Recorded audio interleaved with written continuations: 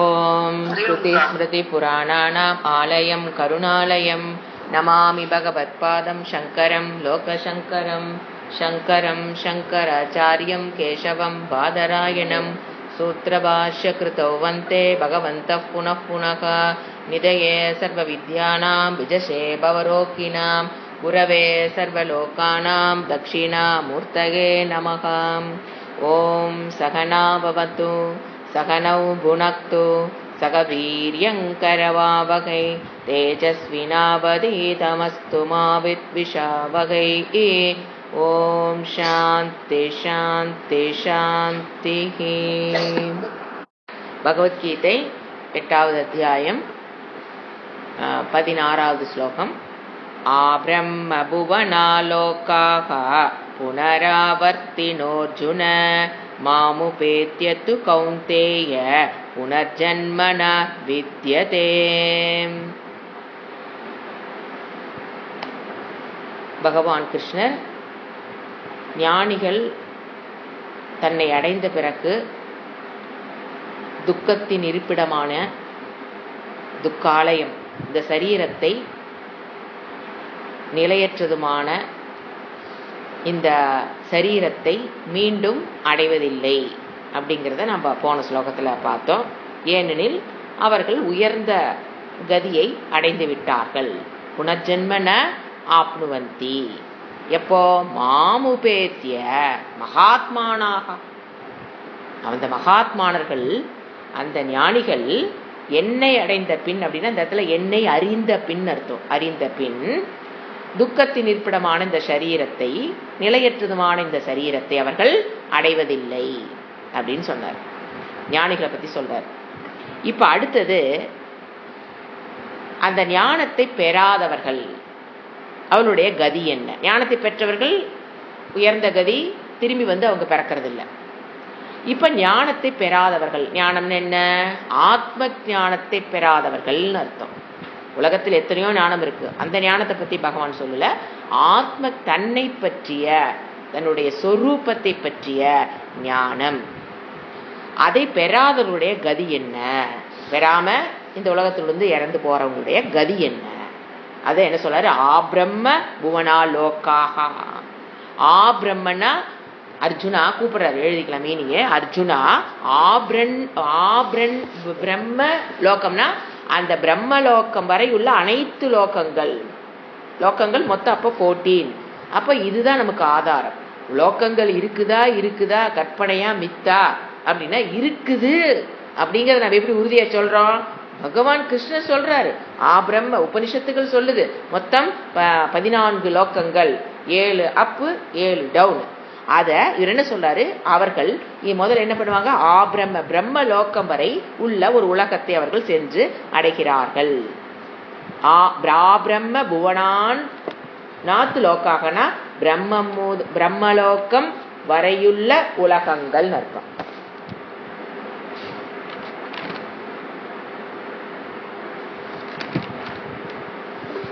பிரம்மலோகம் வரையுள்ள உலகங்கள். இறந்ததுக்கு அப்புறம் அவங்க புனர் ஆவருத்தி நக, மீண்டும் திரும்பி வரும் தன்மையுடையது. நீங்க எந்த லோகம் போனாலும் திரும்பி வருகின்ற தன்மையை உடையது அந்த லோகங்கள். ஏன்? கர்மம்ங்கிறது அனித்தியம், அதனால் கிடைக்கக்கூடிய புண்ணிய பாப்பம் என்னதான் அனித்தியம். அதை எடுத்துக்கிட்டு போகும்போது அந்த உலகம், கிடைக்கிற உலகமும் அனித்தியமான உலகம். அந்த புண்ணியம் தீர்ந்ததுக்கு அப்புறம் நம்ம திரும்பி இங்க வந்துருவோம். புனர் ஆவருத்தின்னா மீண்டும் திரும்பி வரும் தன்மையுடையது இந்த 7 அப்பு. சரி, சொர்க்கம் முதலிய மேலான நல்ல சுகத்தை அனுபவிக்கூடிய லோகங்களாக இருந்தாலும் சரி, துக்கத்தை அனுபவிக்கூடிய கீழான லோகங்களாக எதாக இருந்தாலும் சரி, நம்மளோட எடுத்துட்டு போன புண்ணியமோ அல்லது பாப்பமோ கழிந்ததற்கு பிறகு புனர் ஆவருத்தி, மீண்டும் திரும்பி வரும் தன்மையை உடைய. கௌந்தேய கூப்பிடுறார் அடுத்த வேர்டு. கௌந்தேய குந்தி மகனே, தூ மாறாக என்னை உபேத்திய, என்னை அடைந்தவர்கள் என்ன வரதுல திரும்பி இங்க வருவது இல்லை. புனர்ஜென்ம ந வித்யதே, அவர்கள் திரும்பி இங்கு வருவதில்லை. அர்ஜுனா, பரபிரம்மம் வரையுள்ள அனைத்து லோகங்களும் மீண்டும் திரும்பும் தன்மை உடையது. ஆனா அந்த ஞானத்தை பெற்றவர்கள் என்னை அடைந்ததற்கு பிறகு அவர்கள் இந்த பிறவியை இந்த உலகத்தை அடைவது இல்லை அப்படின்னு சொல்லி கன்ஃபர்மேஷன் கொடுக்கிறார். எதுக்கு இப்ப சாஸ்திரம் தான் எதுக்கு லோகம் இருக்குன்னு சொல்றக்கும், அந்த லோகத்துடைய தன்மை என்னன்னு சொல்றக்கும் இறைவன் தான் ஒன்லி குவாலிஃபைட் பர்சன். அடுத்தது சகஸ்ரயுக பர்யந்தம் மகர் யத் பிரம்மணோ விதுகு ராத்ரிம் யுக சகஸ்ராந்தாம் தேகோ ராத்திர விதோ ஜனாகா. இப்ப கணக்கு சொல்றார். இந்த யுகம் கலியுகம் என்பது மறக்கக்கூடாது 4,32,000 வருடங்கள். அப்புறம் துவாபரங்கிறது கலியுகம் இன்ட்டு 2, திரேதாயுகம்ங்கிறது கலியுகம் இன்ட்டு 3, கிருத்தயுகம் கலியுகம் இன்ட்டு 4. இந்த 4 சேர்ந்ததுக்கு என்ன சொன்னேன்? சதுர்யுகம். ஒரு சதுர்யுகம். இந்த மாதிரி 1000 சதுர்யுகம் தான் பிரம்மாஜியோட ஒரு நைட். 1000 சதுர்யுகம் பிரம்மாஜியோட ஒரு டே. பிரம்மாஜிக்கு 100 வருடங்கள் ஆயுள் ஆச்சுங்களா. பிரம்மாஜிக்கு ஒரு நைட் அப்படின்னா 1000 சதுர்யுகம். அப்போ இமேஜின் எவ்வளவு காலம் சிருஷ்டி இருக்குதோ. அப்ப பிரம்மாஜி முழித்திருக்கிறார் பகல் டைம் அப்படின்னா சிருஷ்டி வியக்தமாக செயல்பட்டு கொண்டிருக்கும் அர்த்தம். அப்புறம் 1000 சதுர்யுகங்கள் பிரம்மாஜி தூங்குறார் அப்படின்னா சிருஷ்டி அங்கு அவ்வியக்தமாக தோன்றா நிலையில் இருக்கும் அப்படின்னு அர்த்தம். அதைத்தான் இங்க கணக்கு கொடுக்கிறாரு பகவான் கிருஷ்ணர். சாஸ்திரத்தில் இறைவன் ஈஸ்வரன் கொடுத்த கணக்கை இப்ப கொடுக்கிறாரு. என்ன சொல்றாரு? அகோ எழுதிக்கலாம் மீனிங். இது இவர் சொல்றாரு தான் அகோ ராத்திர விதக, பகல் இரவு. ராத்திர விதக. அகோன்னா பகல், ராத்திரன இரவு, விதகனா அறிந்த.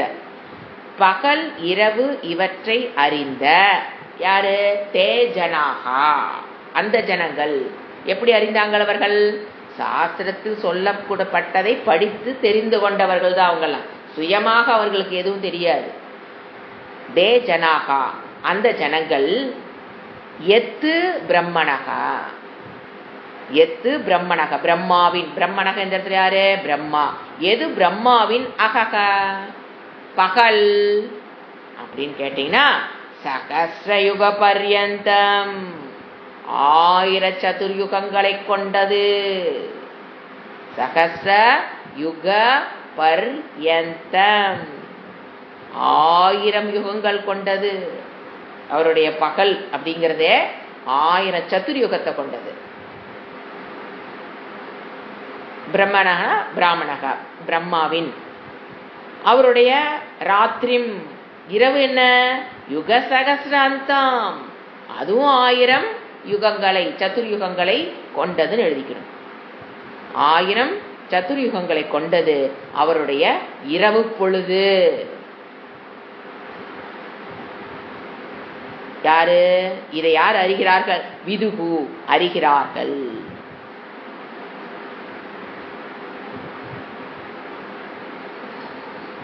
இந்த கணக்கு மட்டும்தான் இங்க கொடுக்கிறாரு.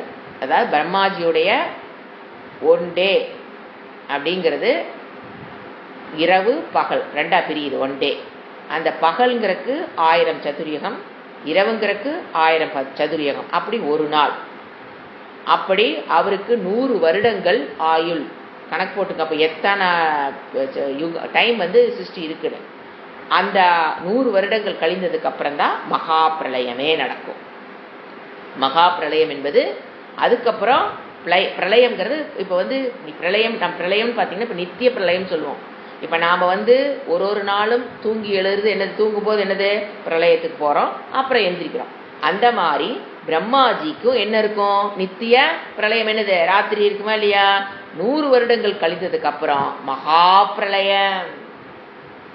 எத்தனை வருடங்கள் பிரம்மாஜி இதா இருந்தாரோ அத்தனை வருடங்கள் திருப்பி பிரளயத்துக்கு போகும். அதான் மகா பிரளயம்.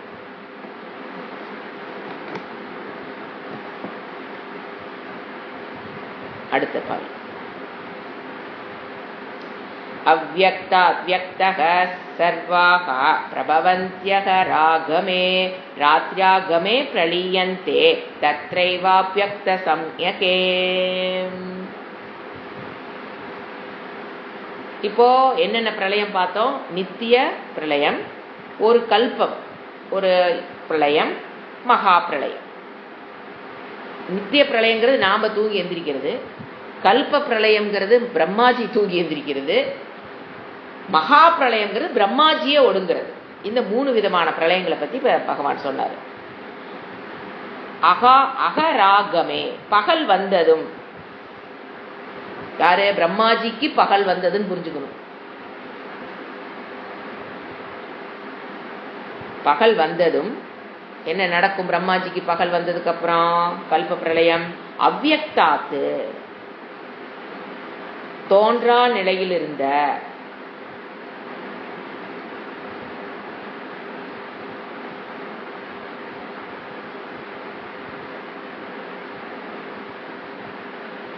வியக்தக, தோற்றங்கள் வரும். பிரம்மாஜியுடைய தூக்கத்தின் போது எல்லாம் எப்படி இருந்திருக்கும்? அவ்யக்தமாக இருந்தது. பகல் வந்ததும் அவர் விழித்து கொண்டதும் எல்லாமே வியக்தத்துக்கு வரும்.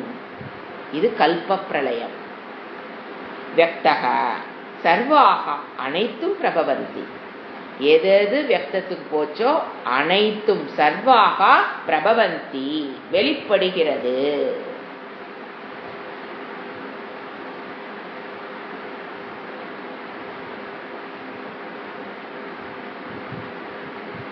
ராத்திரியாகமே, இரவு வந்ததும், பிரம்மாஜிக்கு இரவு வந்ததும்.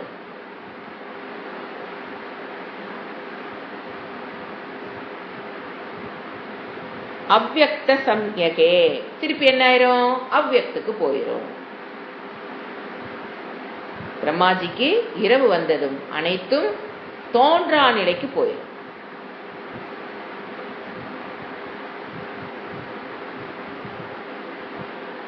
தத்ர ஏவ, அங்கேயே பிரளீயந்தே, ஒடுங்குகின்றன.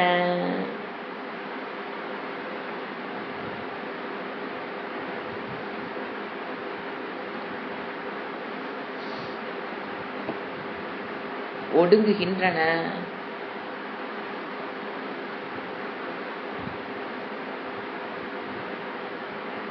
இப்போ இந்த மாதிரி விஷயங்கள் படிக்கும்போது நமக்கு ஒரு டவுட் வரலாம். இந்த பிரளய காலத்துல புண்ணிய பாப்பங்கள்லாம் அழிந்து விடுமா? பிரளய காலத்தில் பாப்ப புண்ணியங்கள் அழிந்து விடுமா? இது இத்தனை வருஷம் இருக்குல்ல, அந்த புண்ணிய பாப்பங்கள் அழிந்திடும் சொல்ற ஒரு குரூப் ஆஃப் பீப்புள் இருக்காங்க. அவங்க ஒரு லாஜிக்கை புரிஞ்சுக்கணும். எத்தனை பிரளய காலம் முடிந்து வந்தாலும் அடுத்து என்ன நடக்கும்? ஒரு சிருஷ்டி நடக்குமா? லாஜிக் என்ன நல்லா புரிஞ்சுக்குங்க. புண்ணிய பாப்பம் அழியாதுங்கிற லாஜிக்கை நம்ம எப்படி புரிஞ்சுக்கணும்? இப்போ எத்தனையோ புண்ணிய பாப்பங்கள் நம்ம அக்கௌண்ட்ல இருக்கு. அதை வச்சுதான் அடுத்த பிறவியே நமக்கு வருது. இந்த சின்ன இறப்புங்கிற ஒரு பிரளயத்துக்குள்ள போனதுக்கு அப்புறம், அவ்வியக்தமா ஆனதுக்கு அப்புறம் எல்லாமே எங்க வருது? வியக்தமா வருது. எப்படி அடுத்த பிறவி எடுக்கிறோம்? இந்த புண்ணிய பாபத்துல அக்கௌண்ட்ல என்ன இருக்குதோ அதை வச்சுதான் உங்களுக்கு மனித சரீரமா, தேவதா சரீரமா, விலங்கு சரீரமா, தாவ சரீரமா, அந்த மனித சரீரத்துக்குள்ள என்னென்ன அனுபவிக்க வேண்டிய புண்ணிய பலங்கள் எவ்வளவு பாப்ப எல்லாமே முடிவாக்கி பிறக்கிறோம். இப்போ இது ஒரு லாங் டேர்ம் ஆகும்போது புண்ணிய பாப்பம் எல்லாம் அழிஞ்சிருச்சுன்னு வச்சுக்குங்க. சப்போஸ் இவ்வளவு பிரளயம் ஆகும்போது நம்மளுடைய புண்ணிய பாப்பங்க அலைஞ்சிருச்சு அப்படின்னா, எதுவுமே அக்கௌண்ட்ல இல்ல அப்படின்னா, இப்ப பகவான் என்ன பண்ணணும்? அடுத்த சிருஷ்டி படைக்கணுமா? சிருஷ்டி படைக்கும் போது அதுக்கு நிமித்தமே என்னதான்? ஜீவர்களுடைய புண்ணிய பாப்பம் தான் சிருஷ்டியோட நிமித்தமே இல்லைனா, புண்ணிய பாப்பமே இல்லைனா அவர்னால யார மனிதரா பிறக்க வைப்பாரு? யார மிருகமா பிறக்க வைப்பாரு? யார தேவர்களாக பிறக்க வைப்பாரு? சிருஷ்டி பண்ண முடியாது. தெளிவா தெரிஞ்சுக்கணும். நம்ம ஒரு பாவம் செஞ்சிட்டோம்னா ஒரு யுகமே, கலியுகமே கடந்து போனாலும், அல்லது கல்ப பிரளயமே ஆகி முடிஞ்சாலும், இல்ல மகா பிரளயமே ஆகி முடிஞ்சாலும் நம்ம அனுபவிக்கிறத அனுபவிச்சுதான் ஆகும். அது புண்ணியமா இருந்தாலும் அது நம்மள அதை அழிக்க யாருக்கு சக்தியும் கிடையாது.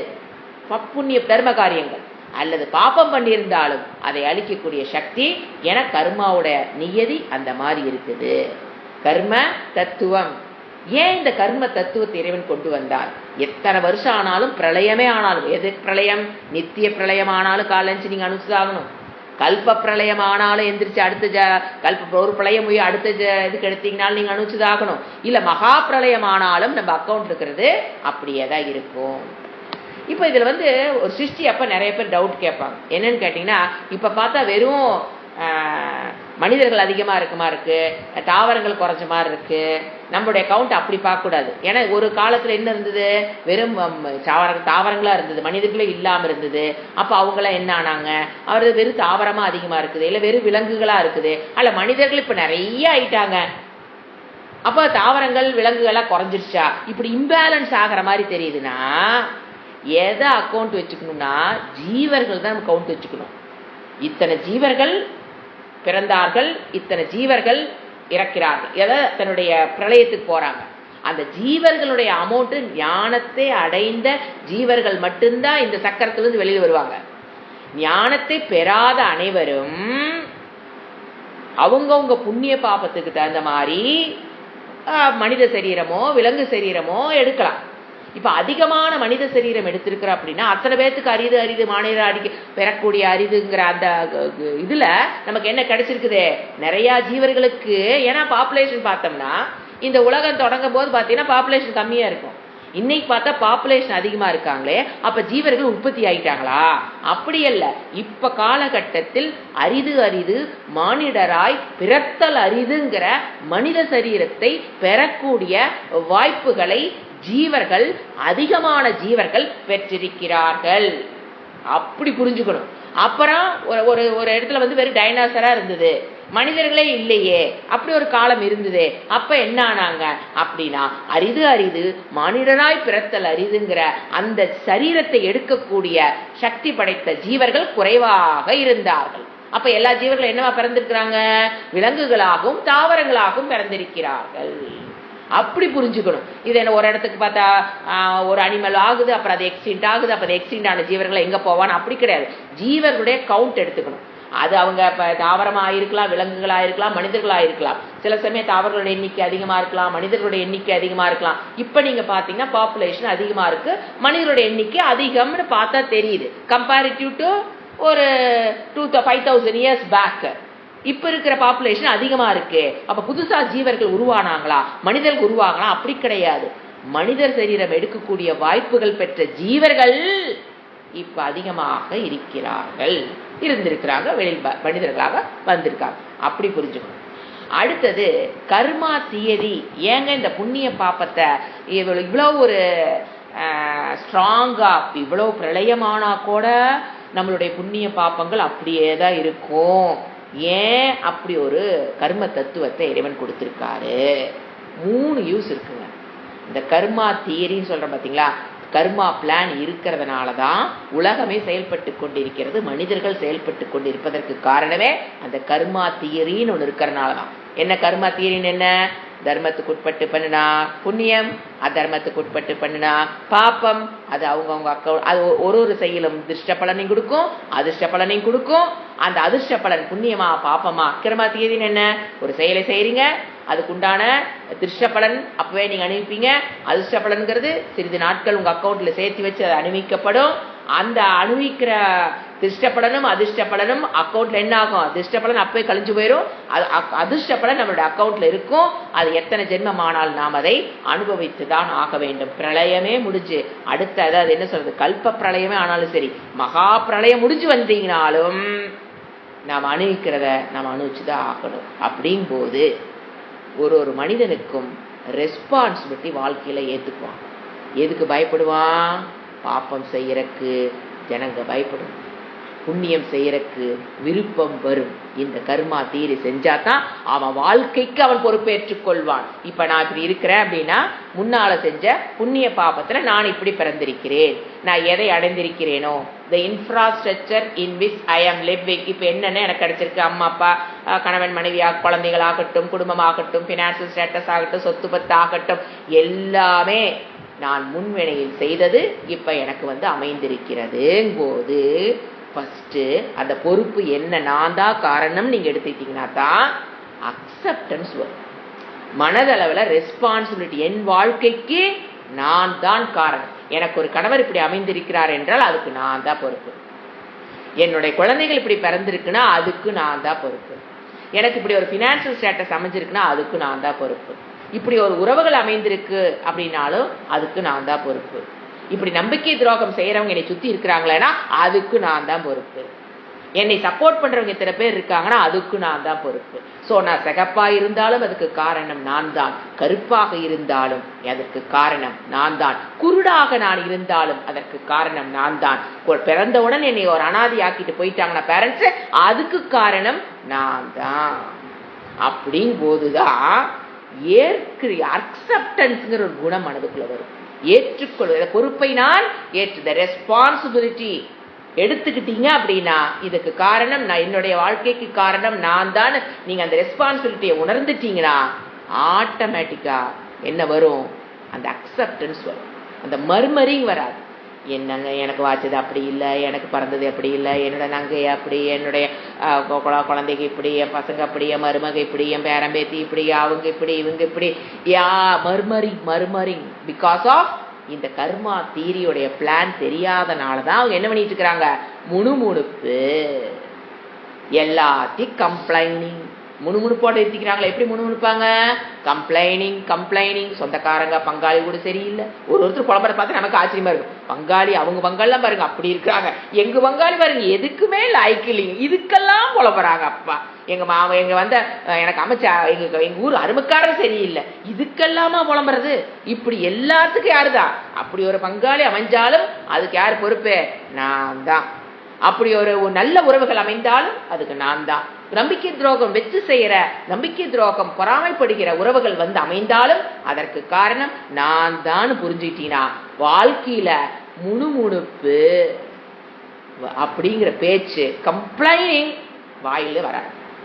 அப்ப கம்ப்ளைண்ட் பண்றாங்க ஒருத்தரை பத்தி இன்னொருத்தர், எனக்கு அமைந்தது சரியில்லைன்னு ஒருத்தர் தன்னுடைய வாழ்க்கையை கம்ப்ளைண்ட் பண்றாங்கன்னா கர்மா தியரிய புரிஞ்சுக்கலின்னு அர்த்தம். ஸோ கர்மா தியரியை பர்ஃபெக்டா புரிஞ்சுக்கிட்டவங்க எந்த இடத்துல எவ்வளோ பெரிய கிரிட்டிக்கல் சிச்சுவேஷன் வந்தாலும் டக்குன்னு என்ன தோணும்? இதுக்கு காரணம், பொறுப்பு, ரெஸ்பான்சிபிலிட்டி நான் தான் அப்படின்னு அக்செப்டன்ஸ் பண்ணும் போதுதான் என்ன நடக்குன்னா வாட் நெக்ஸ்ட்ங்கிற பிரெயின் திங்க் பண்ண போகும். சரி வந்து அமைஞ்சு இப்ப இந்த பிரச்சனை வந்துருச்சா, வாட் நெக்ஸ்ட், அடுத்து நான் என்ன செய்யணும்? இல்லைன்னு என்ன ஆகும்? அதுலயே துவண்டு போய் எந்திரிக்க முடியல. ஒருத்தர் சொல்லும்போது பார்க்கணும், ஒரு இறப்பு நடந்தது அப்படின்னா ஒரு 2 வருஷம் ஆனாலும் என்னால அதுல இருந்து கஷ்டத்துல இருந்து எந்திரிக்க வர முடியலன்னு வாழ்ற வாழ்க்கை சிறந்ததா, இல்ல எப்ப ஏற்பட்ட இழப்பு வந்தாலும் ஒரு வருஷத்துல நான் ஜம் கட்டிட்டு நான் வெளியில வந்துட்டேன், என்னோட நார்மல் லைஃப் நான் வாழ்றேன்னு நினைக்கிறது சிறந்ததா?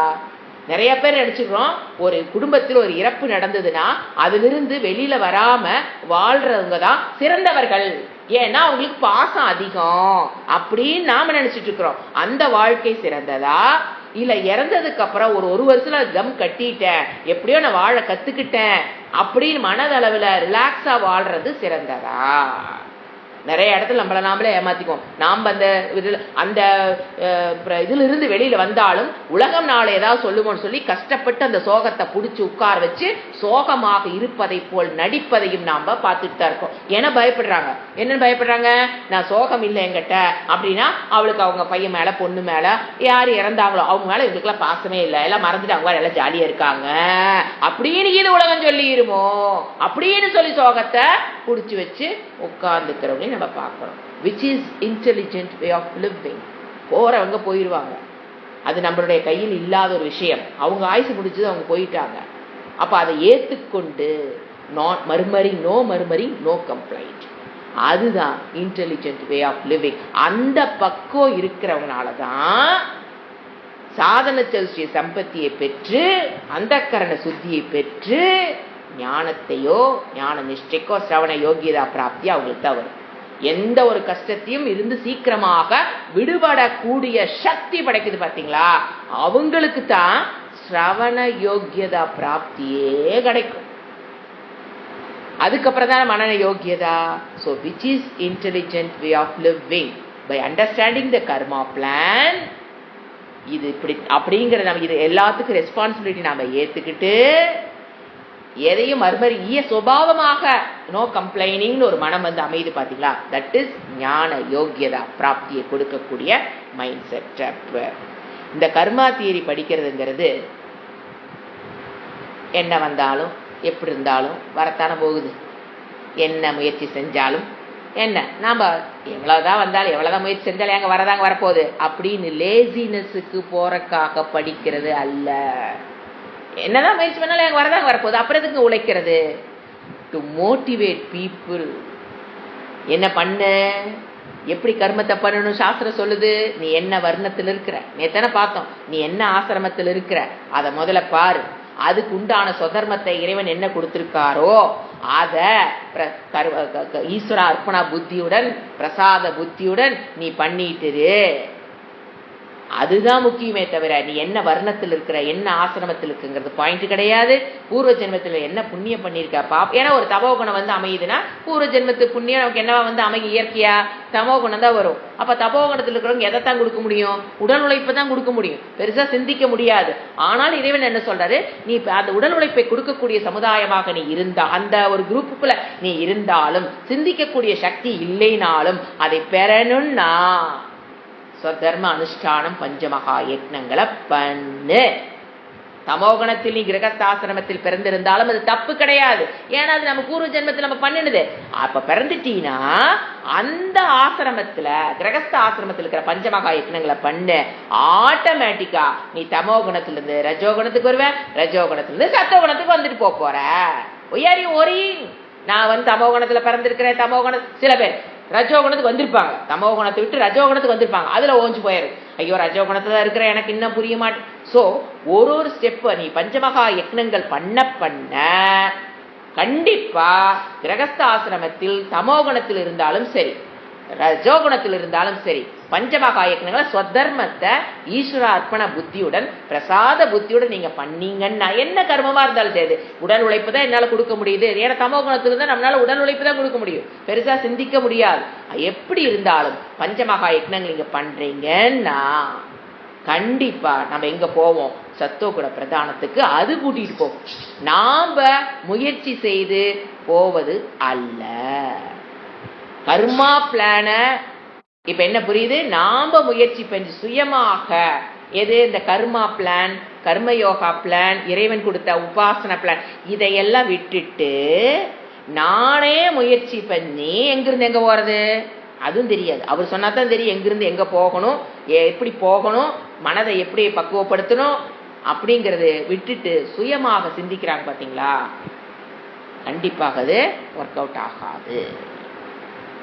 தெரியா இறைவன் நம்மளால சொந்தமா சிந்திக்க முடியாதுங்கிறதுக்காகத்தான் இத்தனை கொடுத்துருக்காரு. சப்போஸ் நீங்க நினைச்சுக்கங்க, இப்போ இந்த சக்தியெல்லாம் எனக்கே இருக்குது அப்படின்னா இறைவன் கொடுத்துருக்க வேண்டிய இறைவன் கொடுத்த வேதமே என்ன ஆயிரும்? அனர்த்தமாயிரும். எல்லாம் அவன் சிந்திச்சு அவங்கவுங்க மோட்சத்துக்கு உண்டான பாதையில போகக்கூடிய சக்தி படைத்தவர்களாக இருந்தார்கள் என்றால் இறைவன் எதுக்கு கொடுக்கிறார் சாஸ்திரம்? தேவையே இல்லையே. நம்மளே சிந்திக்கிறோமே, நம்மளே மோட்சத்துக்கு போயிடலாமே. சோ அது நம்மளால முடியாது. அதுதான் இது. இந்த பிரளயமெல்லாம் படிக்கிறோம், இந்த காலமெல்லாம் படிக்கிறோம்னா கர்மா தியரிய பக்காவா புரிஞ்சுக்கணும். அது அழியாது. புண்ணிய பாப்பம் என்பது அழியாது. அதுதான் நாம் புரிஞ்சுக்க வேண்டியது. பிரம்மம் ஒன்றுதான் சைத்தன்யம், மனது அனைத்தும் என்னதுதான் அழியக்கூடியது. ஆனா புண்ணிய பாப்பம்ங்கிறது என்னது? நம்மளுடைய ஞானத்தை பெறுகிற வரைக்கும் புரிஞ்சுக்கணும். அந்த புண்ணிய பாப்பம் அழியாது. இப்ப பாருங்க, இவ்வளோ பெரிய சக்கரத்திலிருந்து விடுவிக்கக்கூடிய ஒரு பாதை இறைவன் சொல்லிடுறார். எது பிரளயமே ஆனாலும் சரி, கல்ப பிரளயமானாலும் சரி, மகா பிரளயமானாலும் சரி, நீ நித்திய பிரளயமானாலும் சரி. எப்படி நித்திய பிரளயத்துல தூங்கின்னு சொன்ன ராத்திரி செஞ்ச பாவமெல்லாம் முதல் அன்னைக்கு செஞ்சதெல்லாம் அடுத்த நாள் காணாமையா போக போகுது இல்ல? அதேதான் அந்த பிரளயம். இது டைம் சின்னது, அது டைம் பெருசு. ஆனா புண்ணிய பாப்பத்தை அப்பதான் நமக்கு என்ன வரும்? அந்த கர்மா தியரி பிளான் எல்லாம் தெரிஞ்சு வாழ்க்கையை வாழ்வாங்கு வாழ்தல். இதுதான் திருவள்ளுவர் சொல்லுது, வாழ்வாங்கு வாழ்தல். இதெல்லாம் தெரிஞ்சு வாழ்ந்தோம்னா அதுக்கு பேர் என்னது? வாழ்வாங்கு வாழ்தல். ஓகே, அடுத்தது 19வது ஸ்லோகம். பூதகிராமஸ்ய ஏவாயம் பூத்வா பூத்வா பிரலீயதே ராத்ரியாகமே வசப் பார்த்த பிரபவந்த் யக ராகமே. பார்த்த கூப்பிடுறார். அர்ஜுனா ச ஏவ அயம்.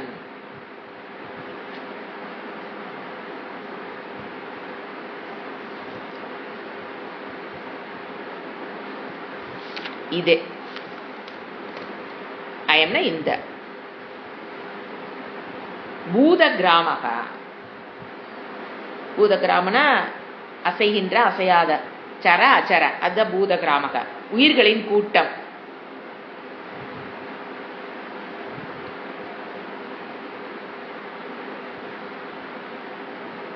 என்ன ஆகுதாமா?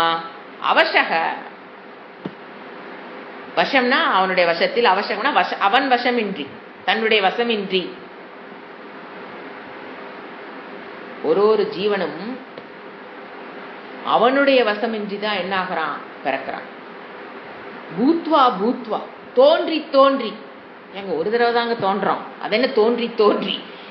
ஒரு சரீரத்தை எடுக்கிறோம், முடியுது, அடுத்த சரீரம், முடிவு, பிறப்பு, இறப்பு, பிறப்பு, இறப்பு. அத பூத்வா பூத்வா, மீண்டும் மீண்டும் தோன்றி தோன்றி. பூத்வான தோன்றி தோன்றி. ராத்திரி ஆகமே, இரவு வருகையில், பிரளியந்தே, ஒடுங்குகிறது. பிரம்மாஜியுடைய பகல் முடிகிற வரைக்கும் என்ன பண்ணுவான் ஒரு ஜீவன்? தோன்றி தோன்றி. பிரம்மாஜியோட இரவு வரும்போது என்ன ஆயிரும்? அப்பாடா, ரெஸ்ட். பிரம்மாஜி தூங்குறாருன்னா நமக்கு என்ன கிடையாது? நோ பூத்வா பூத்வா, மறுபடி தோன்றுதல் என்பது கிடையாது. அவ்வியக்தல ரெஸ்டிங் டைம். பிரம்மாஜியுடைய பகல் முழுவதுல ஒரு பகல் முடியறக்குள்ள நம்ம எத்தனை பிறவி எடுத்து, புண்ணிய பாப்பங்கள் தகுந்த மாதிரி பிறவி எடுத்துட்டே இருக்கிறோமா? பிரம்மாஜி தூங்க போறாரு, ராத்திரி ஆயிடுச்சு அப்படின்னா எல்லாம் என்ன பண்ணிடுறோம்? பிறப்பு என்பது யாருக்கும் கிடையாது, எல்லாத்துக்கும் ரெஸ்டிங் டைம். பிரளியந்தே, ஒடுங்குகிறது.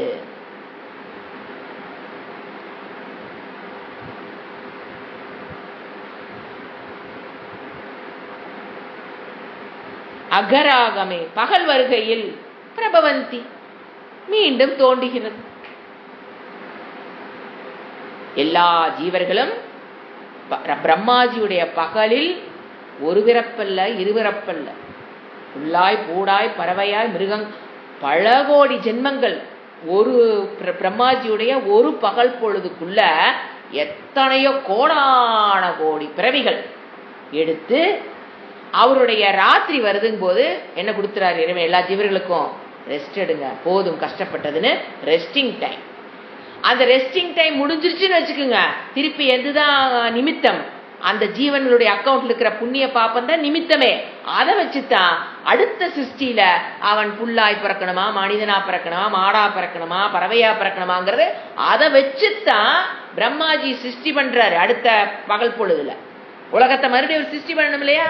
ஒரு பிரம்மாஜி தூங்கிட்டார்னா, எந்திரிக்கிறாருன்னா மறுபடியும் என்ன பண்ணி ஆகணும்? அவரு சிருஷ்டி பண்ணி ஆகணும். பிரம்மாஜி எதை வச்சு, எதை நிமித்தமாக, என்ன காஸ், எது காரணமாக கொண்டு இந்த ஜீவன் புது சிருஷ்டி வருது, எந்திரி, எழுப்பிட்டாரா, நீ வந்து என்ன பண்ண, இந்த ஜீவர்களாம் நீங்களாம் தாவர்களாக பிறங்கள், இந்த ஜீவர்களாம் கூப்பிட்டு நீங்களாம் மனிதர்களாக பிறங்கள்னு எப்படி அவர் பிரிக்கிறாரு? சொந்த ராக துவேஷத்திலையா? கிடையவே கிடையாது. அவருக்கு ராகம் கிடையாது, துவேஷம் கிடையாது. என்ன லாஜிக் அங்க ஒர்க் அவுட் ஆகுது? தர்மத்துக்கு உட்பட்ட லாஜிக்கு எது ஒர்க் அவுட் ஆகுதுன்னு பார்க்கணும்.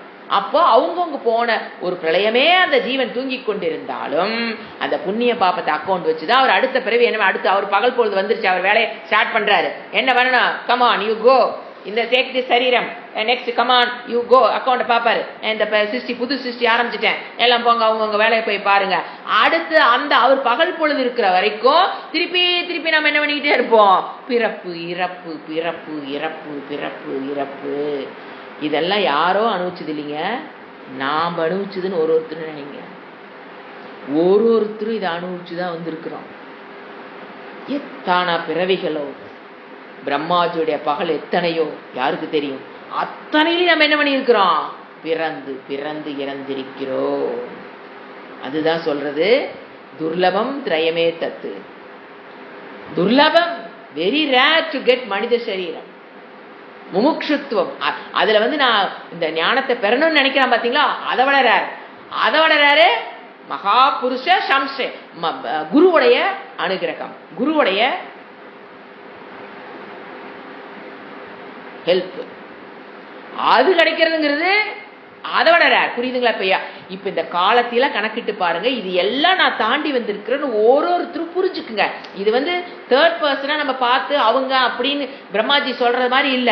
நான் இத்தனை பிரளயங்களை தாண்டித்தான் வந்திருக்கிறேன். அதனாலதான் என்ன சொல்றாரு சங்கராச்சாரியார், துர்லபம் திரயமே தத்து. மனித சரீரம், முமுட்சுத்துவம், அப்புறம் மகாபுருஷ சம்சயம். அந்த முமுட்சுத்துவம் வந்தோன்னு என்ன கிடைக்கணும்? ஒரு குரு கிடைக்கும். கிடைச்சாதான் நம்ம எதுல பண்ண முடியும்? இத்தனை பிறவியிலிருந்து விடுபட முடியும். ராத்திரியா பகல் வருகையில் பிரபவந்தி தோன்றுகிறது. புரிஞ்சுங்களா? இப்ப நம்ம எத்தனை ஒரு பெரிய சக்கரத்திலிருந்து சுத்திக்கிட்டு வந்துட்டு இருக்கிறோம். இந்த உயிர்கள் கூட்டம் அது பாருங்க தன்வசமின்றிதான். பிரம்மாஜி கூப்பிடுறாரு, கமான் போறோம். நாம போய் பிரம்மாஜி எனக்கு இந்த தடவை சிருஷ்டி புதுசா ஆரம்பிக்கிறீங்க இல்லையா, எனக்கு மனித சரீரை கொடுங்க, நான் உருப்படியா ஒரு குருவை கண்டுபிடிச்சு படிச்சு ஞானத்தை பெற்று அப்படின்னு கேட்டா அவர் வாங்க அப்படின்னு கூப்பிட்டு கொடுப்பாரு நினைக்கிறீங்க? தன்வசமின்றி உங்க பேச்செல்லாம் எடுபடாது. கொண்டா அக்கௌண்ட் நோட்டை கொண்டா, கிவ் மீ தி அக்கௌண்ட். அங்க பாப்பாரு மனித சரீரம் எடுக்கிறதுக்கு உண்டான 50% சஞ்சித்த மூட்டையில 50% பாப்பம், 50% புண்ணியம் இருக்குதா? ஓகே, கிடைத்தது, கேட்டது நடக்கும். நீங்க புண்ணியம் அந்த சஞ்சித்த மூட்டையில, ஏன்னா பிரளய காலத்துல எல்லாம் எங்கதான் இருப்போம்? சஞ்சித்த மூட்டையில அக்கௌண்ட்ல மெயின்டைன் ஆயிட்டு இருக்கும். அந்த சஞ்சித்த மூட்டையில 90% பாபம் இருக்கு. ஆனா நீங்க என்ன கேக்குறீங்க? ஜி எனக்கு மனித சரீரம் கொடுத்துருங்க ஜி, எப்படியாவது இந்த ஒவ்வொரு பிரளயத்திலையும் ஒடுங்கி ஒடுங்கி மறுபடியும் சிருஷ்டியில பட்டாத பாடுபடுறேன், எப்படியாவது கொடுங்க. அவர் என்ன சொல்லிடுறாரு? No sorry. அப்ப என்ன பண்ணணும்? மனித சரீரம் வேணுமா? ஒண்ணு பண்ணு, போய் முதல்ல விலங்கா போற ஆச்சா, விலங்கா பிறந்து அந்த பாபத்தில களி, அப்புறம் என்ன உனக்கு நினைக்கும்? மனித சரீரம் உருவாவதற்குண்டான வாய்ப்பை உருவாக்கி கொடுக்கிறேன். மனித சரீரம் எடுத்துட்டீங்கன்னா ஒன்லி கவுண்ட் டவுன் தான், பாப்பங்கள் பாபக்ஷயம் மட்டும்தான் நடக்கும். அப்ப அந்த 90% என்ன பண்றாரு அவரு? இதெல்லாம் அவரே பிளான் பண்ணிடுறாரு. நீ போய் 90% பாபத்தை வச்சிருக்கிற சஞ்சித்த மூட்டையில நீ என்ன பண்ணியாகணும்? மனித சரீரம் உனக்கு வேணும், அப்பதான் நீ மோட்சத்தை அடைய முடியும். அதனால அந்த என்ன பண்ணி கொடுக்குறேன், மனித சரீரம் விலங்கு சரீரம் அவனுக்கு கொடுக்குறேன், போய் பாப்பத்திலாம் களி, அப்புறம் என்ன பண்ண? உனக்கு பாசிபிலிட்டி எது வருது? மனித சரீரம் எடுப்பதற்குண்டான பாசிபிலிட்டிஸ் அதிகமா இருக்கும். அப்ப நான் உனக்கு மனித சரீரம் தருகிறேன், கோ அண்ட் கெட் ஏதோ ஒரு சரீரம் புல்லாய் பூடாய். இரவு வரும்போது ஒடுங்குகிறது, பகல் வரும்போது மீண்டும் தோன்றுகிறது. சோ பிரளயத்தின் போது யார் யார் ஒடுங்கினார்களோ அந்த ஜீவராசிகள் தத்தம் கர்ம பலனுக்கு ஏற்ப மீண்டும் தோன்றுகிறார்கள். இதுதான் கருத்து.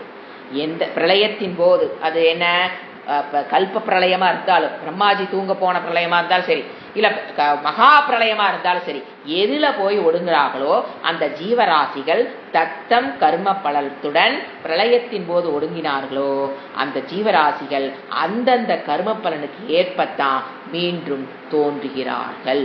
இதை புரிஞ்சுக்கிறதான் இந்த கணக்கு கொடுக்கிறாரே தவிர இந்த கணக்கு நமக்கு முக்கியம் அல்ல. 4,32,000 × 2 × 3 × 4 சதுர்யுகம் அதெல்லாம் மண்டையில் இருக்கிறோம் வச்சுக்கிறோம், எல்லாம் சொல்லி கொடுக்குறோம் மண்டையில் வச்சு. But we do not give importance to these years. இத்தனை வருஷம் உட்கார்ந்து டிபேட் போடுறதுல அர்த்தமே கிடையாது. அதுக்கு அந்த தாத்பரியத்துக்காக, ஏன்னா இந்த இடத்துல கிருஷ்ணர் இந்த ஒரு கணக்கை கொடுக்கிறார் அப்படின்னா அந்த கணக்கு கரெக்டா மெயின்டைன் பண்றதுக்கு அல்ல. இப்படி இருக்குதுப்பா, இப்ப உனக்கு மனித சரீரம் கிடைச்சிருக்கு, மறுபடியும் இதை விட்டீங்கன்னா மறுபடியும் எப்ப கிடைக்குன்னு நான் சொல்ல முடியாது. உன்னுடைய கர்மா பிளேஸ் வெரி இம்பார்ட்டன்ட் ரோல். பூத்வா பூத்வா அந்த வேர்டெல்லாம் அப்படியே ஆணிமா பச்சை மரத்தில் அடிச்ச மாதிரி புரிஞ்சுக்கணும். பூத்வா பூத்வா என்ன ஆகும்? நம்ம திரும்பி திரும்பி பிறந்துதான் ஆகணும்.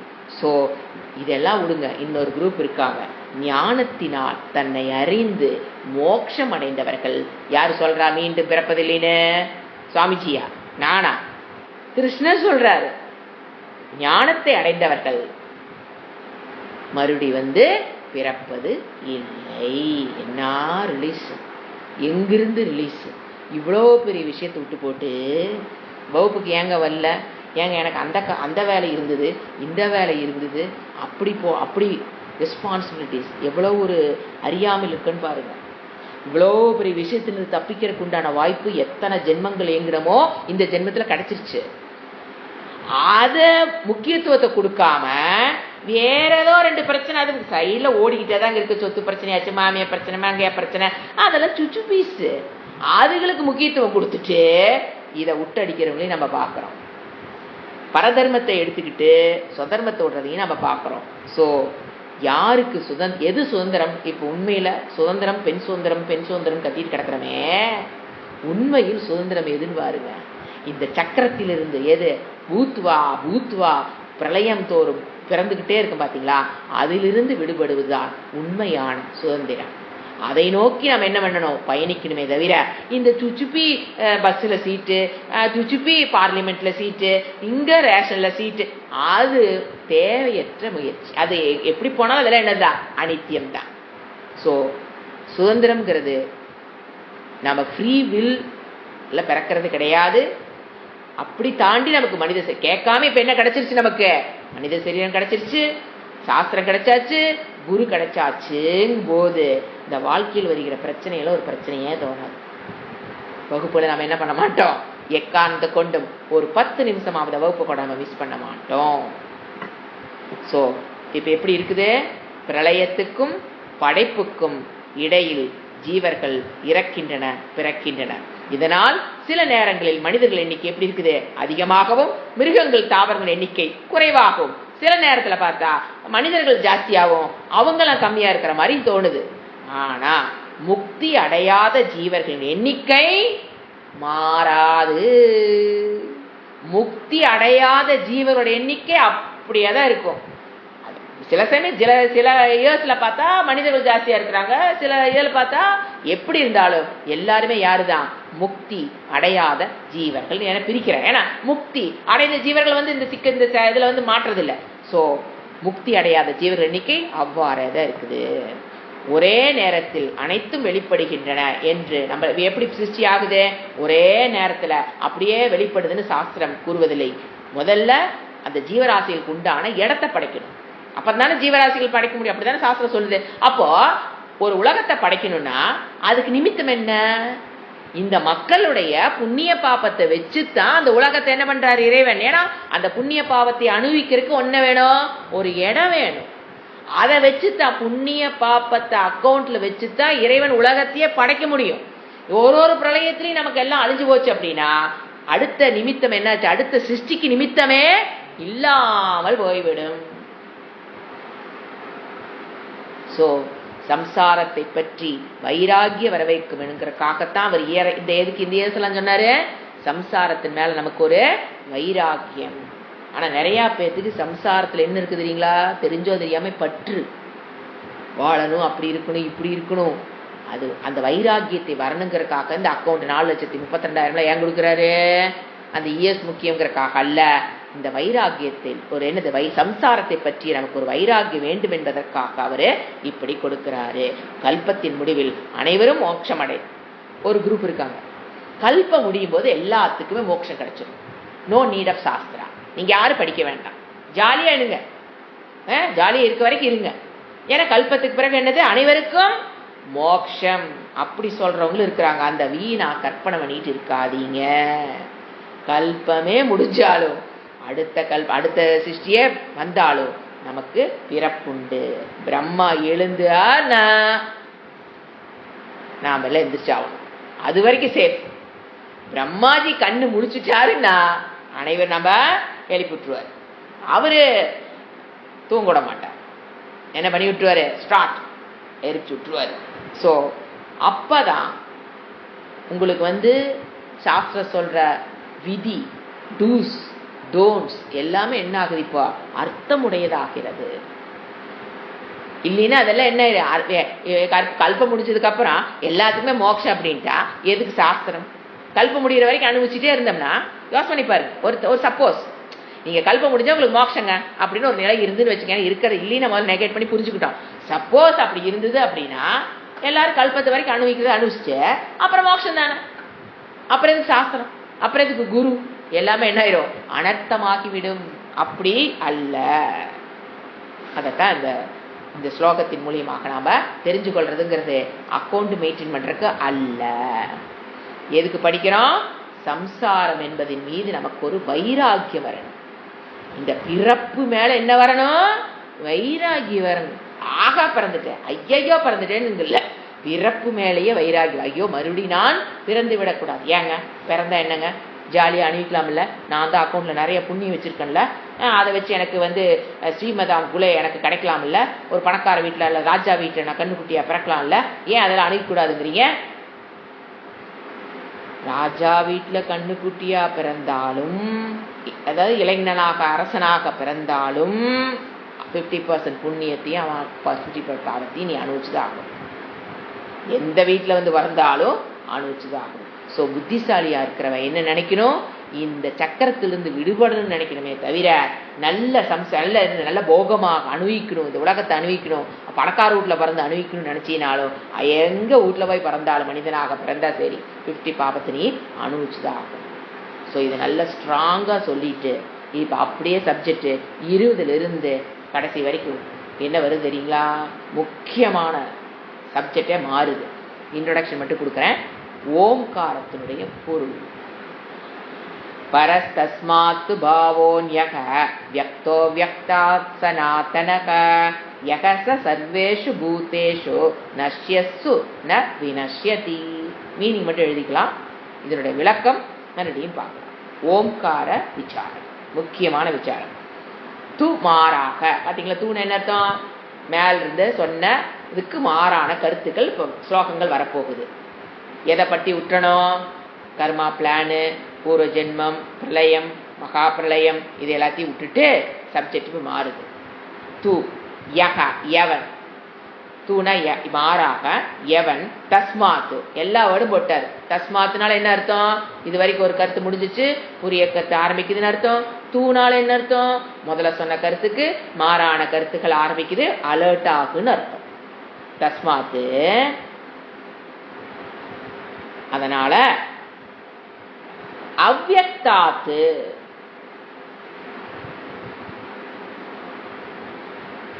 அவ்யக்தாத்துன்னு இந்த இடத்துல மாயா, தோன்றா நிலையில் இருக்கிற மாயா. அவ்யக்தத்தை விட பரக மேலானது எது? பரக மாயாவை விட. எனக்கு இப்ப படிச்சதெல்லாம் என்னது? இத்தனை வருடங்கள் எல்லாம் கணக்கெல்லாம் மாயா. பிரம்மாஜி மாயா இல்லைங்களா? அவர் தூங்குறது மாயா, எந்திரிக்கிறது மாயா, நீங்க பிறக்கிறது மாயா. எத்தனை வருஷம் நான் தூங்கினேன், நான் செஞ்ச பாபம் என்னாச்சு, நான் செஞ்ச புண்ணியம் எப்படி அழியாம இருக்கு, எதை பத்தி நீங்க பேசுனீங்களோ அதெல்லாம் இவ்வளவு நேரம் பேசுனதெல்லாம் என்னன்ட்டார்? ஒரே அடி அவ்யக்தா. அவ்யக்தாத்து, அவ்யக்தத்தை விட இதை விட மேலான ஒரு விஷயம் இருக்கு. அதுக்கு வா, இந்த சிட்டியும் நினைச்சிட்டு இருக்காத, அதுக்கு மேல ஒண்ணு இருக்கு. பரகன் என்ன? மேலானது என்னது? அந்யகா, இதை வேறான தன்மையுடையது. நீங்க பாத்தீங்க இல்லையா, அந்த பிரளயம், கல்பம், சதுர்யுகம், இதிலிருந்து வேறான தன்மை அப்படின்னு என்ன அர்த்தங்க? இதெல்லாம் என்னது? மித்தியா. அது சத்தியமான ஒண்ணு இருக்கு. அந்யக நேரான தன்மை. வேறான தன்மைன்னு என்ன? இப்ப நம்ம படிச்சதெல்லாம் என்னது? மித்யா, அனித்யம், தனக்கென்று இருப்பில்லாத ரியாலிட்டி. மித்யா ரியாலிட்டி, துச்சமல்ல ரியாலிட்டி, மித்யா ரியாலிட்டி. அதை விட்டு, மித்யாத்தன்மை விட்டு வேறு தன்மையான அவ்யக்தகா. ஆனா அது என்னது? கண்ணுக்கு புலப்படாது. அவ்யக்தன் என்ன? இந்திரிய அகோச்சரமாக. இப்ப நம்ம படிச்சோம் பாத்தீங்களா? அதிலிருந்து வேறான, கண்ணுக்கு புலப்படாத. அவ்யக்தம் என்ன? இந்திரிய அகோச்சரம், இந்திரியங்களுக்கு, கண்களுக்கு, காதுகளுக்கு எட்டாத, புலப்படாத. ஃபர்ஸ்ட் சனாத்தனக, என்றும் உள்ளது, தனக்குள் எந்த விதமான மாற்றத்தையும் ஏற்படுத்தி கொள்ளாத சனாத்தனமா ஒண்ணு இருக்கு. இந்த லோகத்தை கடந்து, இந்த உலகத்தை கடந்து ஒண்ணு இருக்கு. பாவக, பாவனா பொருள் ஒண்ணு இருக்கு. பாவக அந்த பாவத்தை உடைய ஒன்று இருக்கு. அது எப்படிப்பட்டது? மேலானது, இந்த உலகத்திலிருந்து வேறான தன்மை கொண்டது, கண்ணுக்கு புலப்படாதது, சனாத்தனம், தனக்குள்ள எந்த வித மாற்றத்துக்கு எத்தனை பிரளயம் வந்தா என்ன, எத்தனை சதுர்யுகம் போனா என்ன, அது மாறாதது. சக அவன், அந்த எக்ஸ்பேக்டர், சர்வேஷு எல்லா, பூதேஷு உயிர்களிலும், எல்லா பூதங்களும் அழிஞ்சாலும், நஷ்யசு அழியும் போது, எல்லா பூதங்களும் நஷ்யம் நாசமாகும் போது, ந வினஷ்யதி அந்த ஃபேக்டர் அழிவது இல்லை. எது? பரமான ஒரு தத்துவம், மேலான ஒரு தத்துவம். நம்ம இவ்வளவு நேரம் சிருஷ்டியெல்லாம் படிச்சோம் பார்த்தீங்களா? பிரளயம், மகா பிரளயம், சதுர்யுகம், பிரம்மாஜியோட பகல் இரவு, பாப புண்ணியம். மாறாக அந்த அவ்யக்தத்தை விட மேலானது, அந்த மாயை விட மேலானதும், வேறான தன்மை கொண்டதும், புலப்படாததும், என்றும் உள்ளதுமான ஒரு பொருளோ அவன் எல்லா உயிர்கள் அழிந்தாலும் அவன் அழிவதில்லை. யார் அவன்? அவன்தான் நான். எப்படி பார்க்கறத? பரம்பொருளாக பார்க்கிறோம். அந்த பரம்பொருள் தான் நான் புரிஞ்சுக்கிறது தான். என்ன வருது? அடுத்ததுலேருந்து ஓம்கார விசாரத்துக்கு வருது. ஓம் சாந்தி சாந்தி சாந்தி. ஹரி ஓம். ஸ்ரீ குருப்யோ நமஹ. ஹரி ஓம்.